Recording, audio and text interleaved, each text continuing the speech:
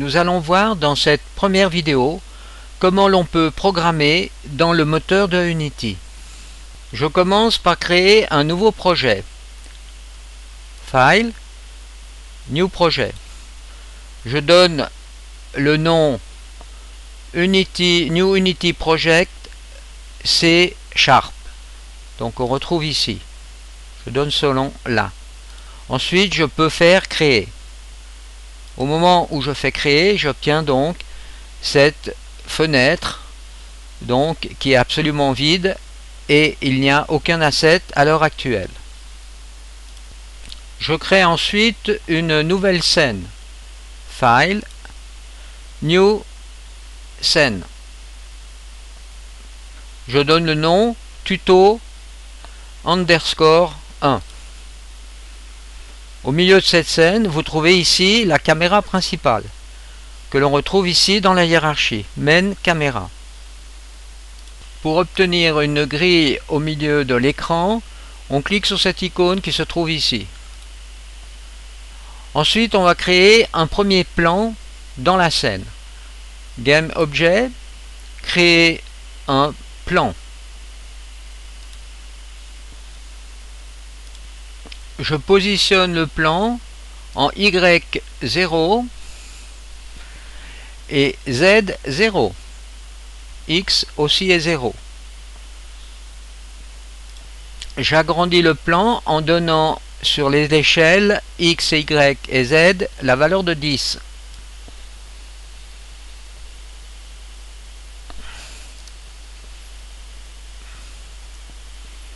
Si je clique ici sur caméra, voilà ce que voit la caméra actuellement.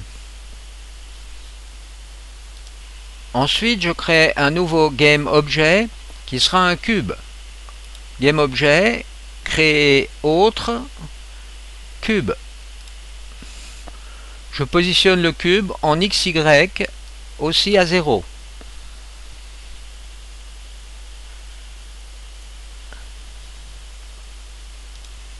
Je change l'échelle du cube et je mets 2 sur XY, Z.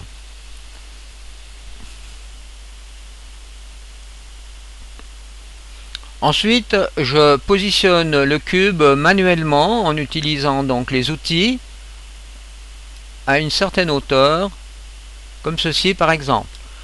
Je regarde ce que la caméra voit. Donc elle voit ceci. Donc là, je peux descendre un peu le cube. Voilà. Si je vais dans Game, voilà ce que la caméra va voir. Alors maintenant, on va rajouter dans la scène une source de lumière pour éclairer les différents objets. Pour créer une source de lumière dans la scène, je vais dans Hiérarchie, je fais créer Directional Light. Je peux positionner la source directionnelle comme ceci.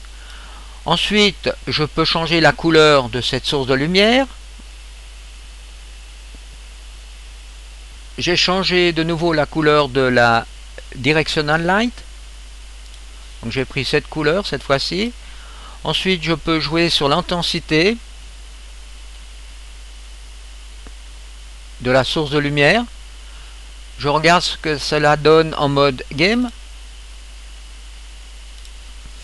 Ensuite, je peux par exemple sélectionner le cube et le rendre rigid body en rajoutant un composant physique rigid body.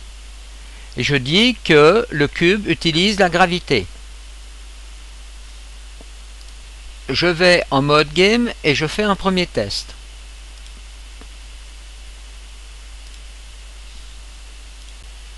Maintenant que la scène est construite, nous allons voir comment l'on peut créer un premier script et comment on peut l'appliquer par exemple au cube. Alors pour cela, je sélectionne le cube. Vu que je veux que le cube soit actionné par un script, je vais donc dans les composants qu'on peut ajouter au cube. Vu qu'il est sélectionné, je fais Add Component, je fais New Script et je donne ici un nom de script. Je donne le nom par exemple de Color Cube. et je veux choisir le langage de programmation.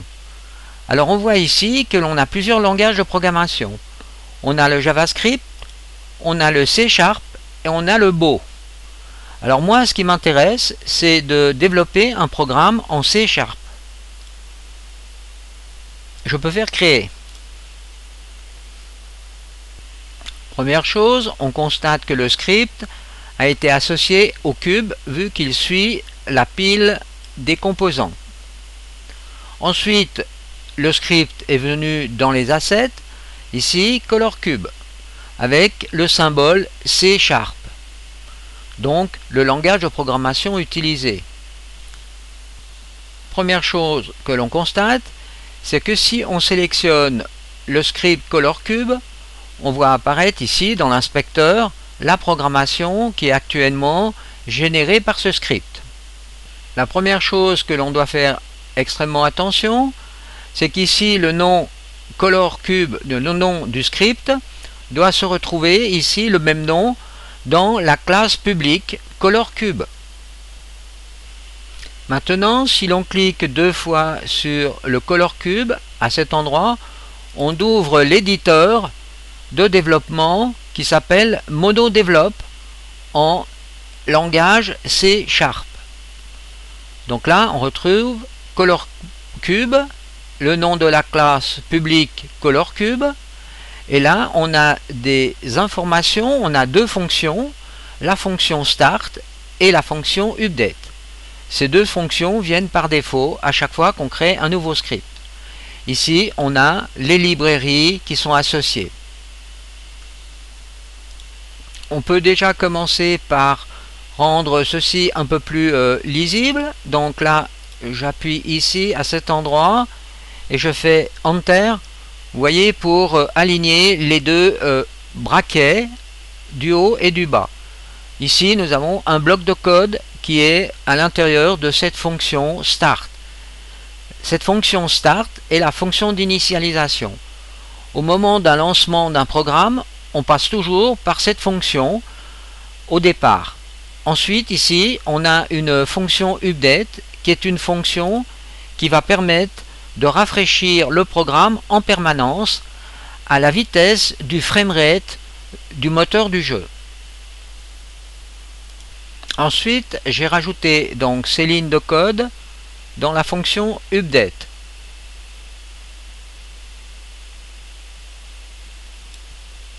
Ces lignes de code vont nous permettre de rajouter les fonctions suivantes. Au moment où le cube est donc initialisé dans le jeu, si l'on appuie par exemple sur la touche R du clavier, on va appliquer la couleur rouge sur le cube.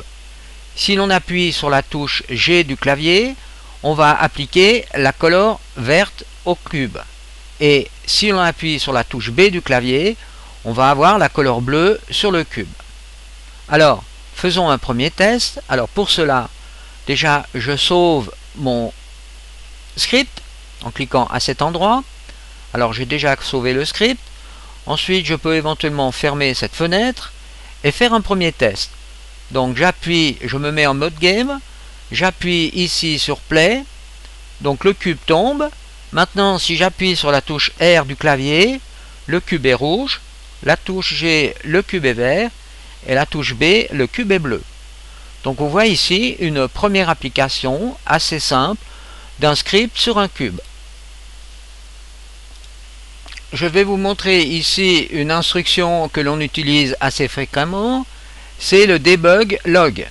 Ceci nous permet d'afficher le message suivant. Vous avez appuyé sur la touche R du clavier dans la console. Alors, on peut répéter ça pour la touche verte et la touche bleue. Comme ceci. Je sauve mon script et je relance le jeu. Au moment où j'appuie sur la touche R, le cube passe rouge et en même temps, vous voyez, dans la console, ici, vous avez appuyé sur la touche R du clavier. La touche G, vous avez appuyé sur la touche G du clavier.